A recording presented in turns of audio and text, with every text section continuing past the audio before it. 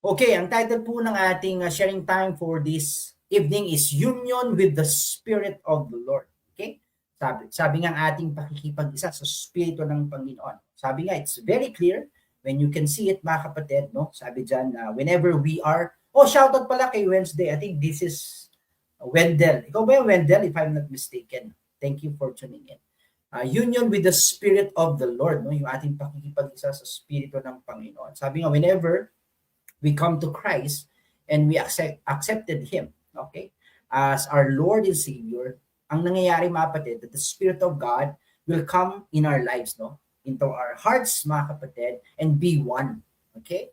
And ang ginagamit ng Bible doon is union. Okay? Pakikipag-isa. Tama ba? So, hindi lang ang Panginoon ay sumama sa atin, mga kapatid, but nakipag-isa sa atin. Okay? At pag-usapan natin yan. Ano bang implication when we say that the Lord, okay, is in us and we are one with Him. Okay? Ano ba yung sabihin ng word na union? Okay? Para sabi nga, we can appreciate, mga kapatid, yung ating katatayuan ngayon. Tama ba, mga kapatid? Okay, so sabi nga, next slide tayo, no? Ang verse natin is 1 Corinthians 6:17, chapter 6, verse 17. Okay? Sabi niya, he that is joined unto the Lord is one spirit. Okay? Sabi daw, kung sino daw yung nakipag-isa sa Panginoon, ay iisa na. Okay? Espiritu sa Kanya. Napaka-powerful nun. Before, lagi ko naman ito binabasa at lagi ko rin narinig sa mga teaching time ng mga pastors, no? Pero ngayon ko lang nakita yung gravity nito, no? Yung lalim, yung depth ng meaning, at yung implication, mga kapatid, in our lives. Bili mo, ikaw at ako, ngayon ay iisa sa Espiritu ng Panginoon.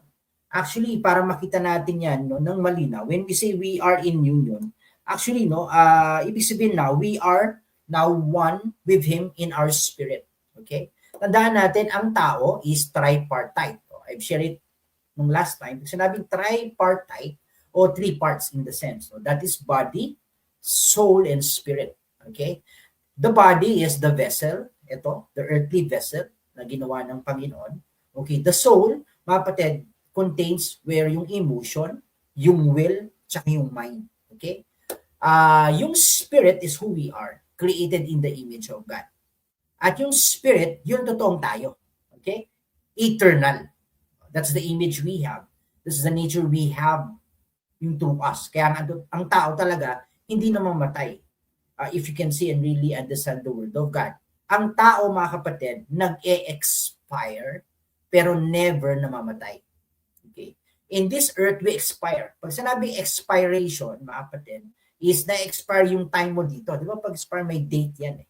So sabihin, yung existence mo on earth is done and finished.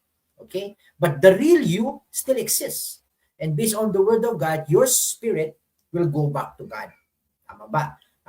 Kaya ang pinaka-clear understanding kung ano ang tao, that we are a spirit, okay, having a soul, living in the body. Okay? Ulitin natin ha. We are a spirit, okay? We have a soul, living in the body. Yan yun na, para makita natin yung tripartite, no, ng tao, so that we can understand it, no? But now, in the Word of God, no, based on sa salita ng Panginoon, your spirit and the Spirit of God is in union. Nakipag-isa. Okay, and the clear, yan mga kapatid, if you can see, next slide tayo for us to see it much clearly. When we say, no, sabi nga, the mystery of divine union. Ano bang mystery yan, mga kapatid? Actually, union with the Spirit of the Lord is an intimate connection between Christ and the believer. No? When we say intimate, mga kapatid, sabihin talaga ano yan. Ang ano nga yan, ang practical typology o illustration is between a husband and a wife. Between a man and a woman in marriage. Okay? Diyan hinambing eh. Kasi si Kristo ang groomman, okay? Ang church yung bride, okay? So you can see yung konteksto nito, no, para makita natin. So therefore, yung intimacy that we have in the Lord, yun na, that we are now one. Kaya nga ang mag-asawa, mga kapatid, after ng ceremony, okay, they are now one. Okay, before the ceremony, they are two flesh. but they will become one in the Lord. So ganun din tayo. Before, wala ang Espiritu ng Panginoon. But when we accepted Christ in our lives, now the Spirit of God and our spirit become one in marriage. Para makita natin yon, in union with the Lord. Oh, I say amen, no? Napakaganda nun. Kaya ang implication, mga kapatid, whenever we have that revelation, mga kapatid, no? Intimacy yan eh. Kaya nga, ang intimacy natin sa Diyos, mga kapatid, hindi mo na kailangan paghirapan pa. Ulitin ko, your intimacy in God and with God, you don't have to strive for it. You have to enjoy it. Kasi you are already near with Him.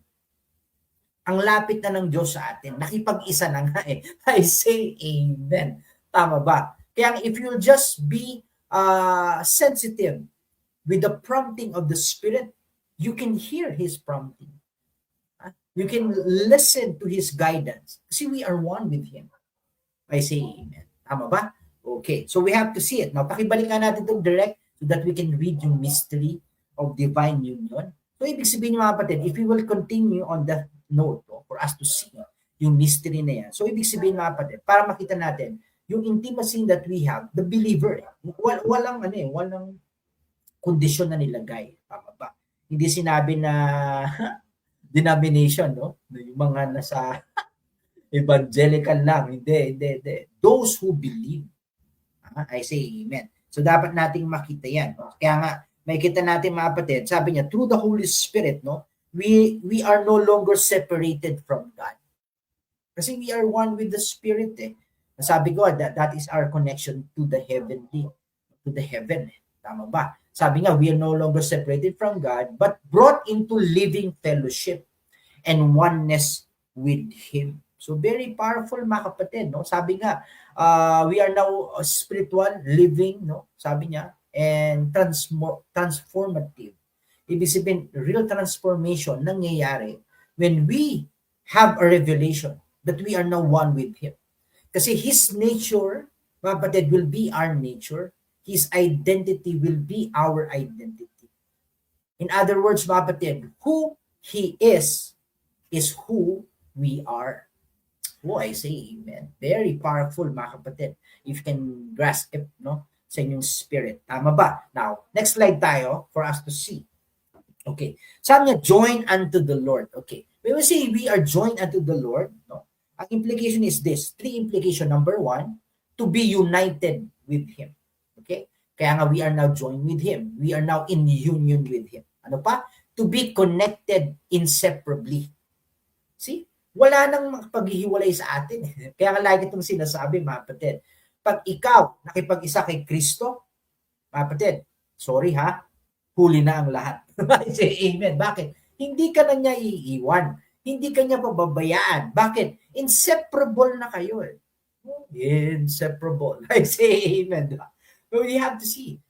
That's the powerful tool that we have right now. Di ba nagbibigay ito ng kumpiyansa? Na ibig sabihin kahit anong mangyari, kahit saan ka mapunta, mga kapatid, tandaan mo, hindi ka niya pwedeng iwan. Kasi iisa na kayo. Oh, I say amen. Sabi to become spiritually one with Christ. We are now one with the Lord. Yun ang maganda doon, mga kapatid. Kaya nga, sabi niya, no, ang magandang illustration is yung sa John chapter 15, verse 5. Okay? Let me read yung portion of it. Sabi ni Jesus Christ, this is mismo si Jesus Christ ang nagsasalita. Sabi niya, I am the vine, you are the branches. Sa Tagalog, sabi niya, ako ang puno, kayo ang mga sanga. Okay? Now, tingnan mo mga kapatid, if you can see, sa atin kasi syempre nakikita natin puno is yung puno, kasi yun naman nakita natin. Pero in the mind of Jesus Christ, ang nakikita niya dito, yung vine, yung puno ng ubas, para mas maganda. Kasi ang puno ng ubas mahaba, no? Mas maraming mga branches. Okay? Tapos, namumunga siya. Okay? In the first look, pag makikita mo yung isang vine ng grapes, you will be amazed sa branch. Kasi nandun yung bunga. Tama? Ang ma-appreciate mo yung branch. Kasi nandun yung bunga, ang lalaki. Pero tandaan mo, kaya naman nagkaroon ng bunga yung branch because nakabit sa vine. Okay? Dun sa puno. Kasi kung wala siya sa vine, walang life Tama ba? Kaya yun ang joined together in the Lord. So therefore, God is speaking to us right now. Because Christ is in us, His Spirit is now living in us, one with us, mga kapatid, in our spirit. Therefore, God is speaking to your life and to my life that we can bear much fruit. We have the capacity, mga kapatid, and the ability, in the sense, mga kapatid, to bear much fruit because we are connected to the vine, sa puno. At nagpapakita yung mga kapatid, yun ang implication that we are joined in the Lord. We have life because we have received life from the life. Tama ba? Tumanggap tayo ng buhay kasi nakakabit tayo sa buhay. I say amen. I say amen. At implication, yung buhay nakatira sa atin. Ulitin ko nga. Let this be a revelation to you and to me, mga kapatid. Listen to me. Life is in you right now. Yung buhay, the spirit of life is inside of you, one in your spirit. So therefore, mga kapatid, expect that whatever God has placed in your hand to do, it will have life. Kasi you have life, then you can bear much fruit. Yun implication that you are in union with the Spirit, hindi to religion.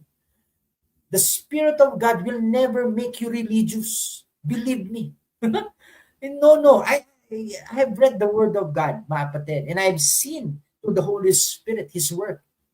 Ang goal ng Holy Spirit for you to grow, mga kapatid, in the knowledge so that you will mature a son, so that you can fulfill your kingdom purpose and to bear much fruit in this life. Oh, I say amen. I say amen. Tama ba, mga kapatid? Anong implication when we are connected to the vine? May tatlo eh. Number one, ibig sabihin, His life flow through us. Tama ba? Kasi nakakonekta tayo sa puno, sa vine. So therefore, yung life niya, it flows through us. The life that we have is not ours. It is flowing through us. Do you get that point, mga kapatid? Oh, I say amen. His Spirit dwells within us. Kaya we are connected to Him. And we live, mga kapatid, now in His divine power. I see. This is not religion, mga kapatid. This is, shout out pala kay Paten Yen. Shout out. Thank you, Paten Yen, again for tuning in. No? So you have to see it, mga kapatid. I say amen. So sabi niya, yun ang implication eh. Pag tayo nakakabit, at good news, mga kapatid, nakakabit tayo. I say amen. We are now one with life. With life. I say with the Spirit of life. In union with us. Kaya nga, listen to me. Yun ang sinasabi ni Pablo eh. Pag nakita mo that God, the same power that raised Christ from the dead, is residing inside of you, this mortal body will be affected. Kaya kahit anong karamdaman, hindi pwede, mga kapatid, manatili pag nagkaroon ka ng revelation that you have the life of God inside of you. This vessel will be contaminated with the divine life because the divine life is living inside of you. Oh, English yun, mga kapatid. Shout out, mga kapatid, no? Grabe, hindi religion. You have to see it in that way. Kaya nga, paano sabihin mo hindi ka blessed? You have divine life. Oh, I say amen. Tama ba? Okay, next slide tayo, mga kapatid. Ang word dyan, join unto the Lord and one spirit with Him. Okay. Anong implication ng ibig sabihin yan? Actually, Paul reveals a profound mystery. One spirit. Okay? Ano ang implication yan? Ang implication is this, that this is not mean that we become God. Hindi ibig sabihin na nagiging Diyos ka. No. He's the only God. There's no one like Him. Do you agree? Yes. But na-awaken sa atin, mga kapatid, that we are sons of God. Tama ba? That our nature, our true nature, and our true essence will come alive. Okay? When we have that revelation that God is now one with us. Oh, I say, amen. Tama ba? Sabi yan, mga kapatid, no? We have that we share communion, fellowship, and spiritual union with Him. Again, the word communion. Let me tawag dito, dissect that word, no, para yung impact mas malupit. Pag sinabi natin communion, two words yan. Common tsaka union o unity. Ibig sabihin, when you say merong communion, you have something in common. That's why you are now in union. Yun yung communion. So therefore, pag sinabi ng Panginoon that I am one with you and we have communion, so ibig sabihin, shared life yun. Ang common nyo now with God in the sense, mga kapatid, is His life. His essence now is in you right now. Shared life, mga kapatid. Mutual belonging ang implication ng communion. Ano yung mutual belonging? Whatever He has, you have. Anong meron ang Diyos, meron ka. At kung ano siya, yun ka. Ganon ang mag-asawa. Kaya nga kinukumpare lagi ang church at si Jesus Christ sa husband and wife. So that we can understand the implication of it. Whenever you are one with Christ, you are now, mga kapatid, living in His identity. Mga kapatid, I say amen. Tama ba? I say amen. Kaya sabi niya, the Holy Spirit now unites with our spirit, tama ba? With Christ and make us. Pag sinabing make us in the sense, actually, ang implication niyan, mga kapatid, ibinabalik lang naman tayo. Kasi originally, we are children of God. Tama ba? Nagkaroon lang naman ng fall. Nagkaroon lang naman ng fall eh. Kaya nga ang word is redeem. Ano yung re? Again. Dim is to have. So, to have us again. Tama? Redemption. Restoration. Ano yung restoration? Yung re again. Ano yun? To store again. Kung ano yung nawala, and that is the Spirit of God. Restoration. I say amen. Kaya maintindihan mo ang sinasabi ng Panginoon. When you go research and really see yung mga etymology ng mga words na sinasabi ng Panginoon, you will be amazed. No? Yung word, kahit yung receive the Spirit of God. Ang implication ng word na receive is to have, and again, yung re is again. So receive, ibig sabihin, sinasabi ng Lord, meron ka nito dati. Binabalik ko lang. I say, you had this before, and I'm giving it back to you again. I say, palakpakan naman natin ang Panginoon. Nakaka-amaze naman. Ano? Kaya nga, pag dinadissect mo ang salita ng Panginoon, napakaganda. No? Nakaka-amaze, no? Talagang naliliwanagan ka kung sino ka. I say amen. Ano pa? Sabi niya, bring us into divine fellowship. Sabi niya, through this union, mga kapatid, listen to me. Ano nangyayari? 3 things. We receive His life, we experience His presence, and we walk in spiritual intimacy. I say amen. Kaya nga yung mga bagay na yung mga kapatid, it will be a revelation to you. You have His life. Nasa iyo ang buhay ni Kristo. Ang binubuhay mo ngayon ay hindi mo na buhay, kundi buhay ni Kristo. You are walking with Him, is walking in you, through you. I say amen. Tama ba? Kaya dito sa lupa, hindi ka magiging isa eh. Hindi ka pwedeng mag-isa.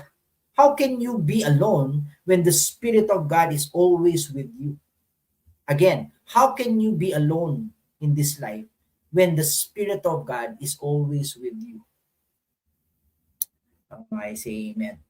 Tuloy natin. Number 3, yung union in Christ and with the Spirit of the Lord, ano nangyayari?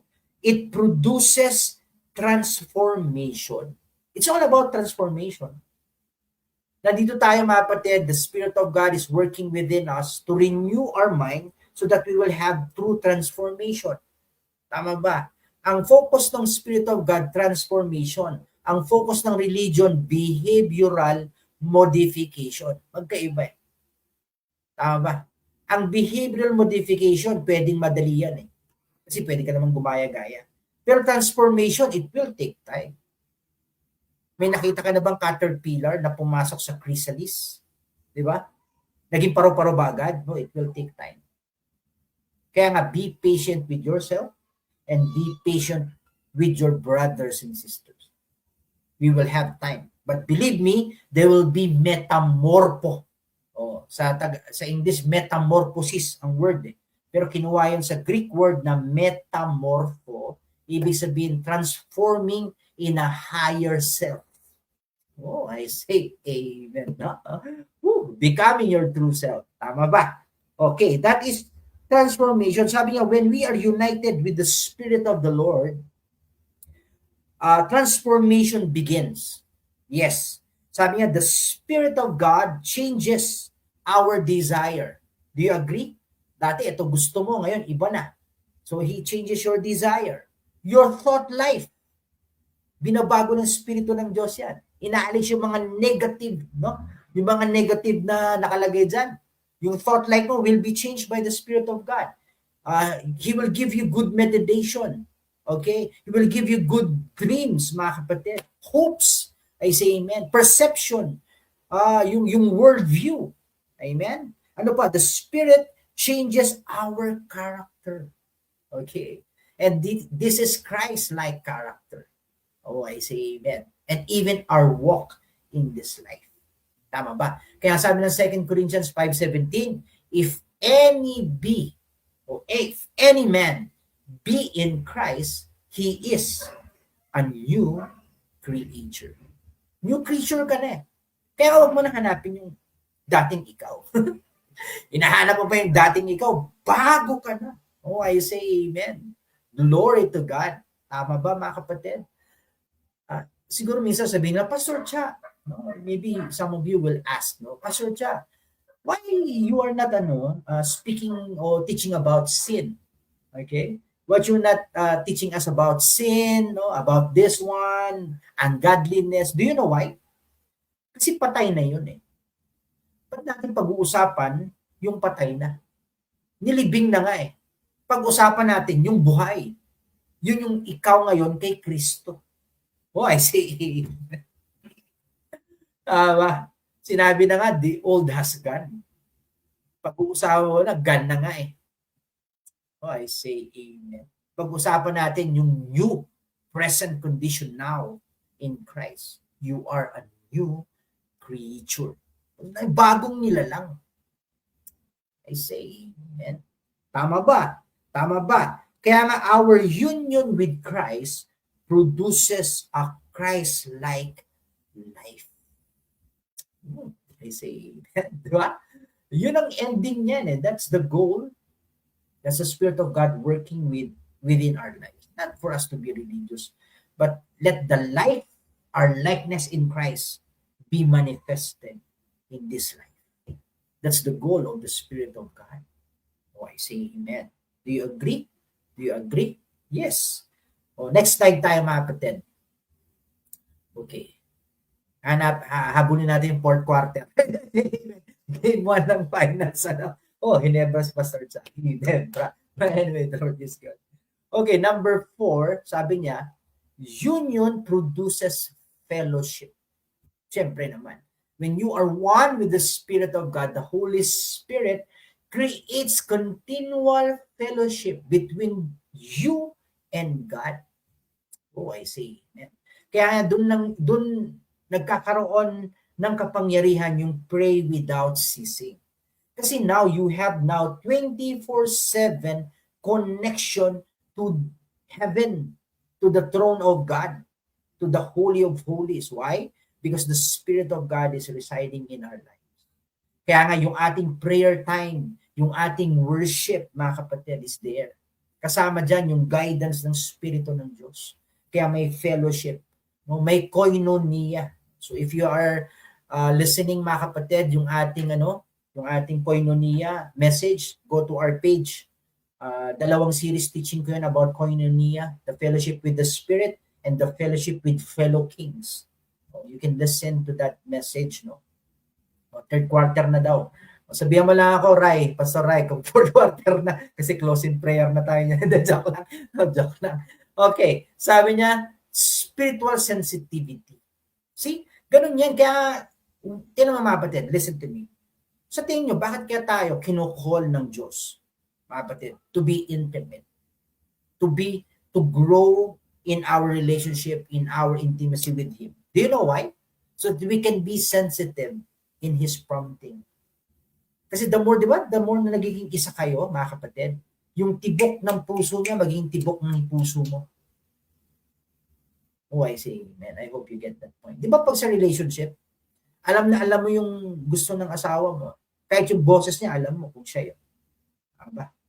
Hindi pa nga nagre-request, alam mo na yung niluluto mo eh. Kilala mo na kasi you've spent time with the person. Same with the Spirit of God. Amen? This is not religion. This is life. Any moment you can talk to the Spirit of God. Whatever you're in work, eating, doing natural tasks, the Spirit of God is with you. You can communicate with Him. He will talk to you.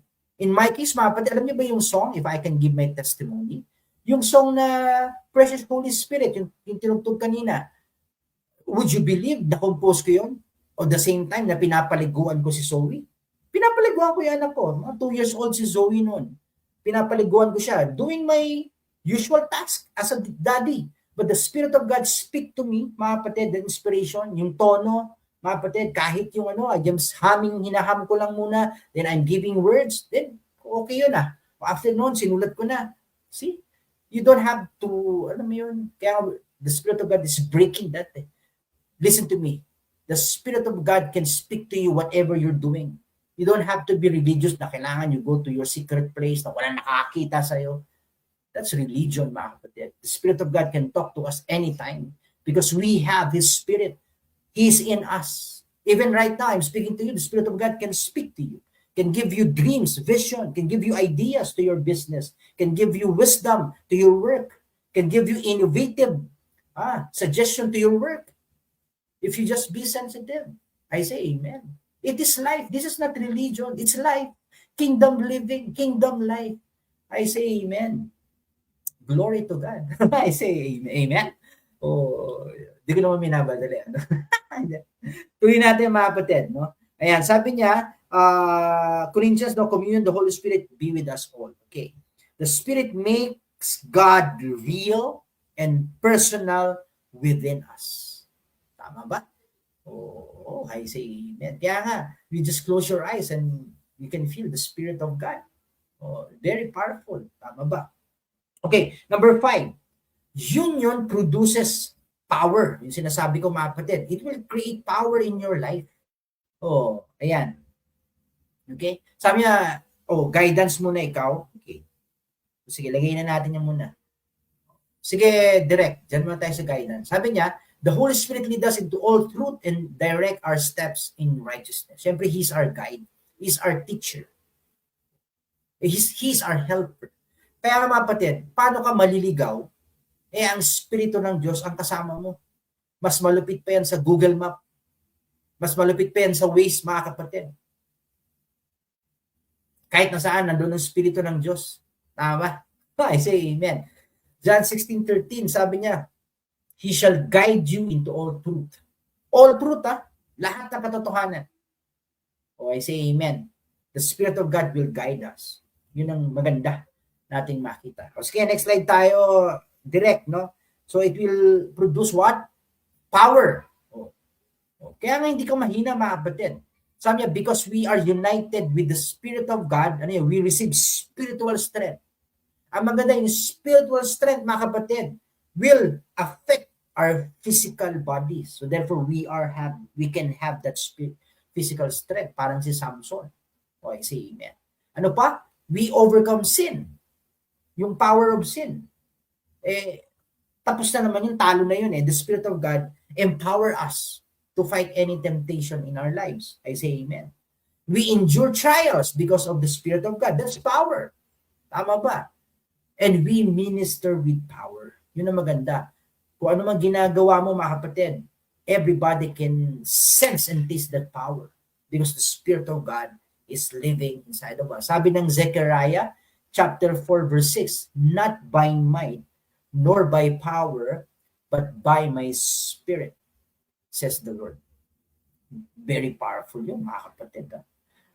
Doon mo makikita mga kapatid yung blessing that we have now in the Lord. You have power sa ating ginagawa natin. Pwede tayong sumandig sa Kanya. Tama ba mga kapatid? Okay, next. Union leads to glory. Okay? Kaluwalhatian o sonship. Nandiyan ba yung glory, anak? O sige, sonship na tayo, anak. Okay. Okay. Okay, sabi niyan, it leads us to sonship. Okay? Okay, sabi niya dyan, through the Spirit, we are brought into the family of God. Very powerful. So therefore, mga kapatid, when we say the family of God, hindi lang to yung but even here on earth. Kaya nga, mahalaga, yung local church for you to be with. And be sensitive. Sometimes the Spirit of God really will lead you dun sa pamilya that you will grow. Importante yun eh. Hindi lang to basta dahil nakasanayan ko na, dahil dito na. Hindi. You have to be sensitive with the Spirit of God. Ang goal ng Espiritu ng Diyos, that you will be fed. Okay? And to be in the right association. Kaya nga you have to be sensitive. Kaya nga yung sonship, in the sense, mga kapatid, God is really renewing our mind to discover who we are in Him. I say amen. Sabi to the Spirit of God, we have a family, and that is God's family. When we are loved, we are accepted, and we are heirs, tagapagmana, and we are sons. Again, let me explain this. When the word son, is mean offspring, so therefore, ang ating pinopoint out is not the physical, kundi yung real us, the Spirit of God, offspring. Okay? Galatians chapter 4, verse 6, because we are sons, or you are sons, God had sent forth the Spirit of His Son into our hearts. Sa ibang translation, the Spirit of Sonship into our hearts. Grabe. I say amen, no? Kaya nga, ikaw at ako, mga kapatid, anak tayo ng Diyos. Tama ba, mga kapatid? And that's the reality we have right now. Hindi to basta-basta, that's the reality we have. Anak ka ng kataas-taasang Diyos. Because you have the Spirit of God residing in your life. Tama ba, mga kapatid? Kaya very important for us to see that, mga kapatid, yung blessing, mga kapatid, and revelation, who we are in the Lord. We are sons, no? And we are heirs, sabi ng Romans chapter 8. We are heirs of God and we are co-heirs with Christ. Grabe. Tagapagmana kasama ni Kristo. Mas practical na salita, kung ano ang mana ni Kristo, yun ang mana natin. Oh, I see. I hope, kapatid, no? You get that revelation, kapatid, no? For us to really appreciate what we have now in the Lord. No? Kaya dapat makita natin yan. Okay? Okay. Ituloy natin yung ating next tayo, no? Okay. Tingnan natin yung sinend natin dyan na, no? Okay, 8, power, sonship. Then next, it will lead to glory. Ganda yan, mga kapatid, no? Ayan. Sabi niya rito, mga kapatid, our union with Christ prepares us for eternal glory. Now, we say eternal glory, hindi lang to of the future. Since we have that eternal glory that will be revealed to us. Believe me, yes. But this glory, mga kapatid, can be seen, experienced right now. Ngayon, dito sa buhay. Through our lives. Kaya sabi ng parang He will fill the earth with His glory. That speaks of us, mga kapatid, through us, no? Sabi the Spirit within us, yung seal ng redemption, the guarantee of our inheritance, and the foretaste of eternity. Kaya mga kapatid, paano ka manghihinayang sa buhay mo dito? Alikabok lang yan kumpara sa eternity na nakalaan sa iyo. Ulitin ko paano ka manghihinayang sa buhay mo sa mundo? Alikabok lang yan kumpara, mga kapatid, kung ano ang nakalaan sa iyo. Eternity. I say amen. Tama ba, mga kapatid? Kaya we have to see everything na meron tayo, ang lead yan is really to be with Him. To be with Him forever. Tama ba? And this eternity and glory, dito yan, mga kapatid. Dito. Kaya sabi ng Romans, the creation is waiting for the manifestation of the sons of God. Hinihintay tayo ng creation. to be awakened so that we can live according to the word of God, that we have Christ in us and we are now the representative of Christ. I say amen. That even creation listen to us. Even creation, kapatid, everything na living organism submit to our words. Oh, I say amen. Speak to your life. I'm strong. I'm healthy. I will live 120 in the name of Jesus Christ. Amen. Glory to God. And that's power if you know your authority. Tama ba mga kapatid? Okay. Next slide tayo, no? And let's wrap up this teaching time, no? Okay. Next mga kapatid, union with the Spirit of the Lord. Anong implication? Let me share to you. Ayan, hashtag Pastor Cha. Pwede yung repost, pwede naman. But let me share this thought to you based on this word. Actually, when we say union with the Spirit of the Lord is this. Union with Christ is not merely believing in Him. Okay? It is sharing His life through us, through the Holy Spirit. That's union with the Lord. Dito religion. Tama ba? Yan eh. Pag naipagsa kay Kristo, naniwala ka sa Kanya, His life, He will share to us. Actually, we are now living His life. Kaya nga, let Christ live through us. Tama ba? Actually, ang greater revelation, let's live as Him, as Christ in this life. I hope you get that point, mga kapatid. Tama? Oh, I say amen. Kung nasa naman trabaho ka, they can experience Christ through you. Oh, I say amen. They can experience Christ through you. I say amen. Oh, glory to God. Maganda. No? Ayan. Okay, last point for this evening, mga kapatid. Let me end with this thought. No? Laging isipin natin, mga kapatid. Christ is in us. We are now one with Christ. Kaya nga, we have eternal security. Kaya ano sinabi ni Jesus Christ, the Spirit of the Lord will be with you forever. Kasi nga, magiging isa na eh. Kaya nga, ito ang aking contention. How can a believer lose his salvation when he is one with the Spirit of God? I will leave you that thought, mga kapatid. Tama ba? Kasi pag ito naging revelation sa iyo, even your eternal security is secured. Say amen. Tama ba?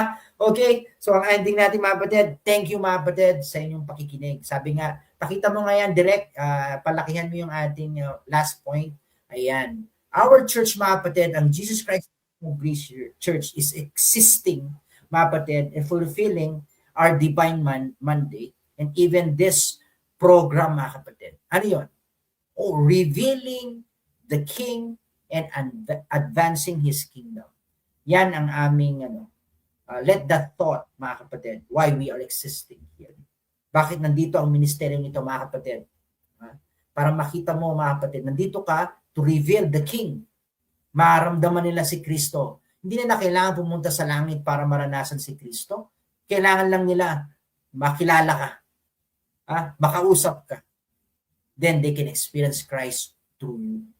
That's the power of unity and union in Christ. Tama ba? So blessed evening, mga kapatid. Salamat po sa inyong mga oras. And if you have been blessed by this sharing time, please do type, I am blessed.